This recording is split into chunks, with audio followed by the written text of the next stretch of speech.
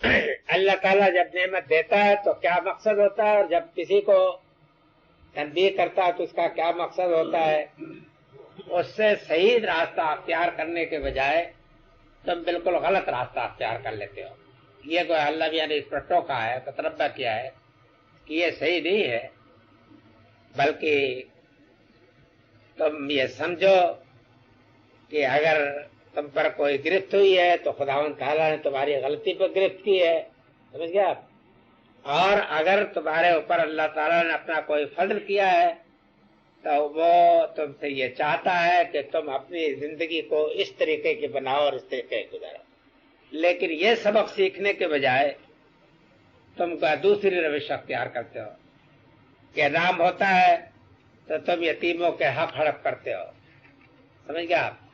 مسکینوں کی مدد اور ان کی پرورش، ان کی پرداخت، ان کی دیکھ بھال پر لوگوں کو ابھارنے کے بجائے یہ چاہتے ہو کہ تم خود بھی خسیس بنے بیٹھے رہو اور دوسرے بھی خسیس بنے بیٹھے رہیں تاکہ تمہاری خست کے اوپر پردہ پڑا رہے، اور اگر زور مل جائے تو تاکلون تراث عقلا لما، کوئی زور آور اسبا یہ نہیں چاہتا ہے کہ کسی اور کو بھی اس جائیداد میں شریک ہونے کا موقع۔ ہر زور آور یہ چاہتا ہے کہ اپنے 99 کو 100 کر لے، باقی رہے گا کہ کسی کا اس پہ کوئی اور حق باقی رہے، چاہتا ہے کہ نہیں چاہتا ہے؟ یہ تعدی اس پر نظر دی جاتی ہے۔ اس کی وجہ کیا؟ اس کی وجہ ہے کہ زندگی کا جو اصل فلسفہ بیان ہوا ہے نا، وہ نگاہوں سے اوجھل ہو جاتا ہے، سمجھ گیا؟ اگر وہ یہ سمجھے کہ نام ملتا ہے تو کس لیے، اور اگر امتحان پیش آتا ہے تو کس لیے، تب تو صحیح زندگی گزاریں گے نا۔ لیکن چونکہ وہ فلسفہ اوجھل ہو جاتا ہے، اس وجہ سے آدمی بالکل الٹا چلنے لگتا ہے۔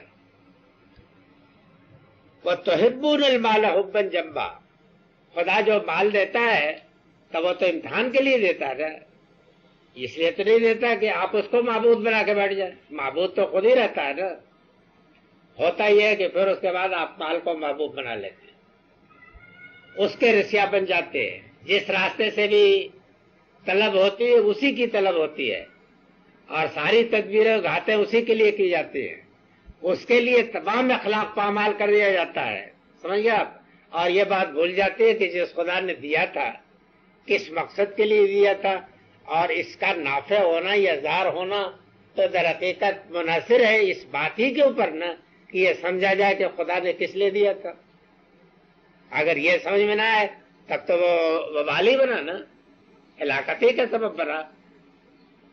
لیکن یہ کہ یہی سمجھ میں انسان کے نہیں آتا، وہ بالی کو معبود بنا بیٹھتا اور اس کے بعد پھر بالی کے لیے سب کچھ، سارا اس کی ساری جدوجہد اسی کو مقصود بنا کر ہوتی ہے۔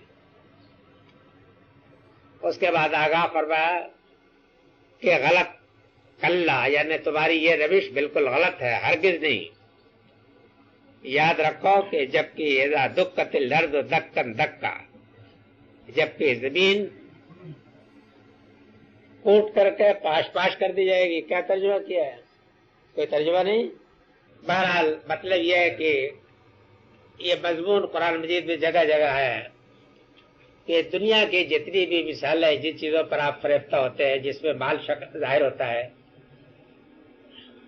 تو آپ کی کوٹھیاں اور آپ کے بنگلے اور شاندار تاریخی عمارتیں، قلعے، گھڑیاں، ساری چیزیں، ان کی مثال انسان جب بناتا ہے تو بالکل اس طریقے کی ہے کہ جیسے کہ آپ نے بچوں کو کسی سڑک کے کنارے بیٹھے ہوئے کھلونے بناتے ہیں، دیکھیں وہ بھی اپنے قلعے بناتے ہیں، گھڑیاں بناتے ہیں، مکان بناتے ہیں، آتے بناتے ہیں، کوٹھی بناتے ہیں، اور بعض مرتبہ کوئی دوسرا بچہ اس میں مداخلت کرتا ہے تو ان کی لڑائی بھی ہو جاتی ہے کہ اس نے میرے سن میں ادھر سے گھس آیا تھا۔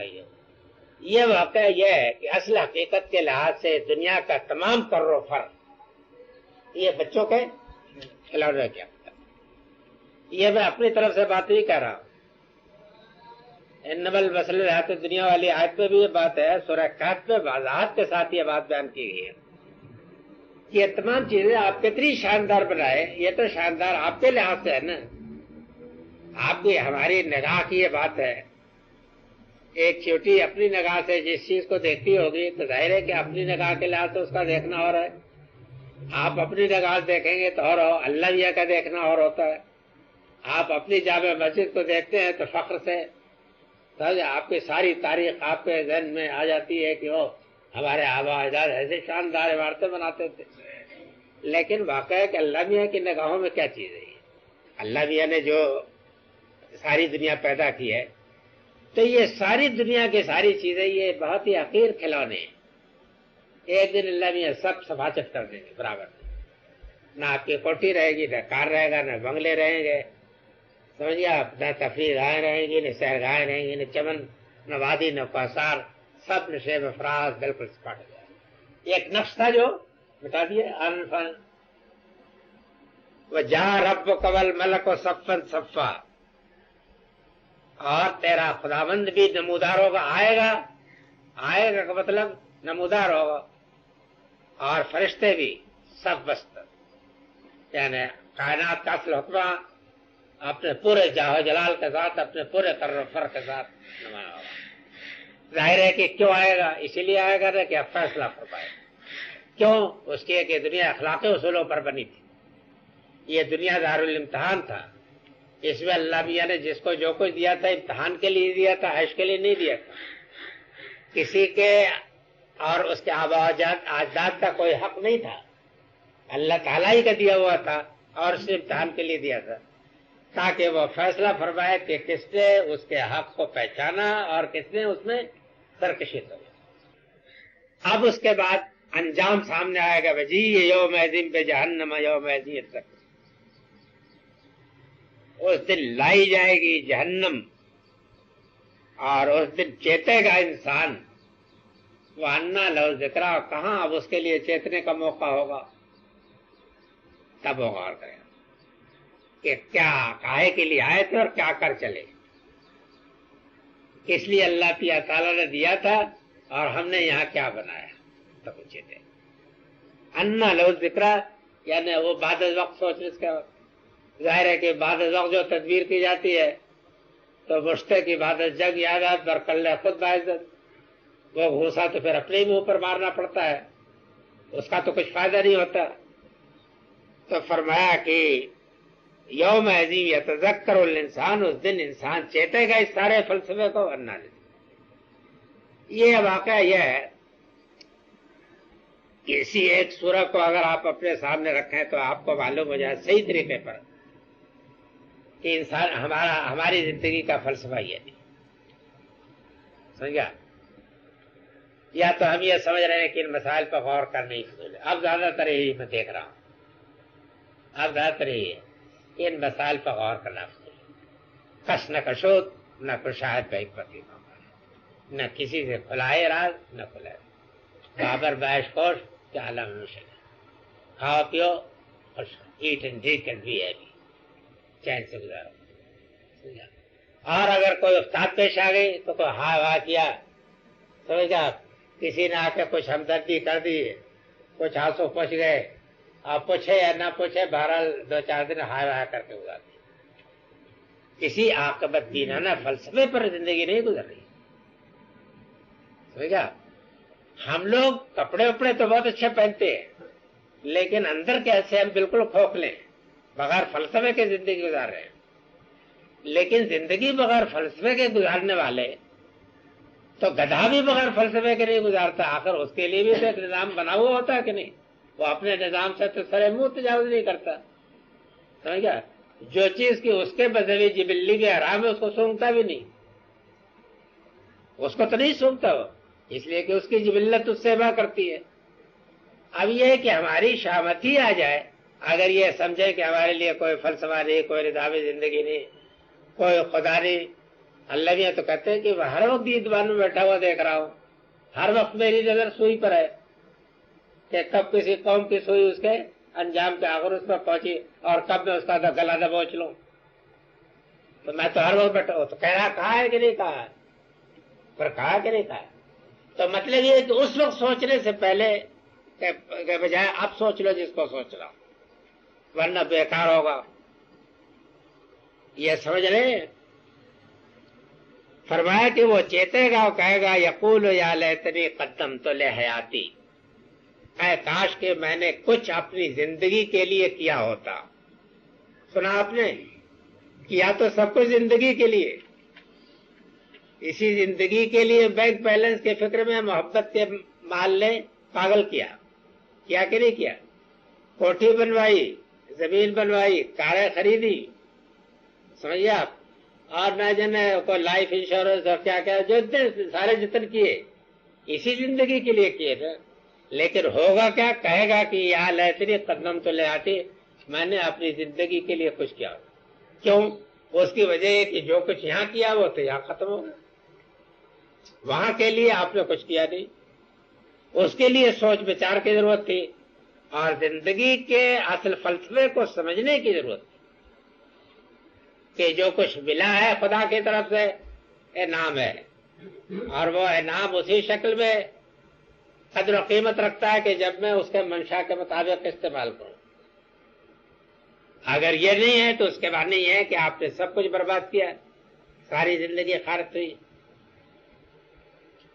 تو فرمایا کہ یقول یا لیتنی قدمت لحیاتی، معلوم ہوا کہ اس دن سب کو معلوم ہوگا کہ ہم نے اپنی زندگی کے لیے کچھ نہیں کیا.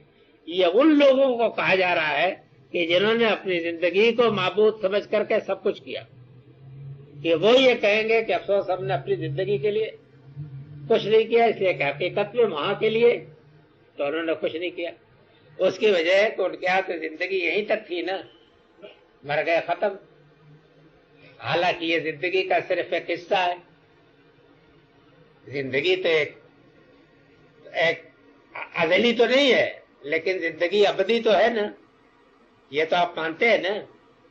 یعنی زندگی ہمیشہ سے تو نہیں آئی ہے، خدا کے بخشے ہوئی ہے.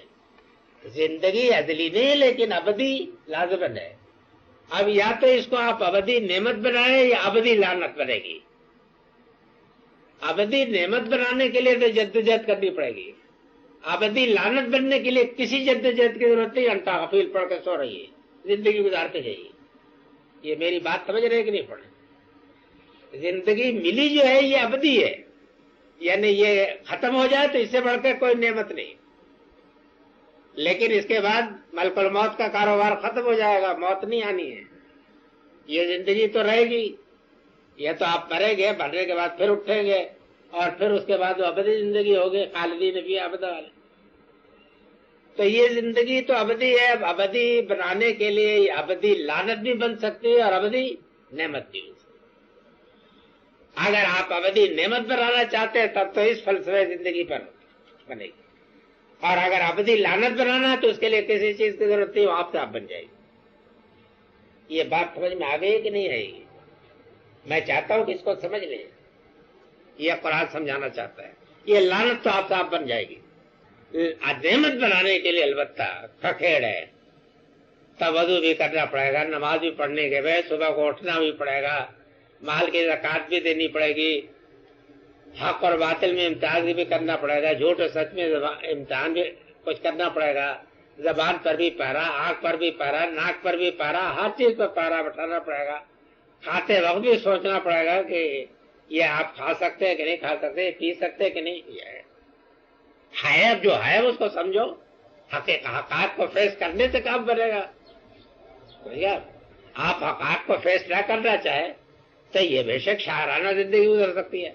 ہماری قوم میں جو زہریلا اور فاسد اور ناپاک لٹریچر تیار ہو رہا ہے اس قوم میں، یہ واقعہ ہے کہ ایک دن میں فنا کر دینے کے لیے پوری قوم کو یہ کافی ہے. ایک دن میں فنا کر، اور کسی کو ہوش نہیں ہے. لیکن میں آپ کو انذار کرتا ہوں، آگاہ کرتا ہوں کہ یہ واقعہ ہے کہ بہرحال زندگی جو ملی ہے یہ ابدی ہے. یہ ابدی لعنت یا ابدی نعمت بن سکتی ہے. ابدی نعمت بنانے کے لیے بڑی جدوجہد کی ضرورت ہے، اور لعنت بننے کے لیے تو سارا سامان موجود ہے، بن جائے گا.